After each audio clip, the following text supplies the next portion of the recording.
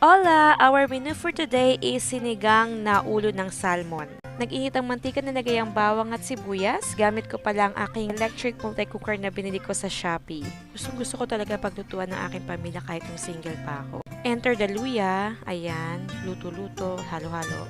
Tapos ang kamatis, medyo maniba ang kamatis. Mas maganda sana kung hinog na hinog eh. Kung di ka marunong magluto, mag-try ka lang ng mag-try hanggang sa matuto ka. Ayan na nga ang aking miso. Marami ng resources ngayon kung saan ka pwedeng matuto. May YouTube na, o diba? YouTube Academy. Pag nagisa na ng husto, lagyan na natin ng tubig. Ayan, 4 na cup yan. Pangalawa, pangatlo, nasa na? Ayan.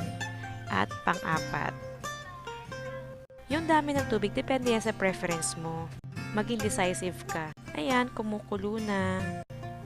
Timplahan na natin ng paminta. Pamintang buo, masarap dyan. May konting pamintang durog din. Tapos, ayan na nga yung sinigang. Halo lang natin. Kanina yung miso, tinimplahan ko na rin yan ng pamintang durog tsaka ng asin. Tapos ngayon, lagyan natin ng patis at ilagyan na natin ng fish pag kulong-kulo na yung tubig. Yung alat niyan, depende sa'yo kasi ako gusto ko medyo matabang dahil gusto ko isasawsaw ko pa sa patis na may kalamansi. Agad lang ako ng paminta tapos ayan na nga, here comes the sili. Siling haba. At ngayon naman ang ating mustasa. Pakuluin lang tapos tikman in between. Mas maganda kasi kung gradual yung paglagay mo ng pampalasa para hindi mapasobra. Para sa'yo okay na, edi okay na, kakain na. Ayan, sandok time na.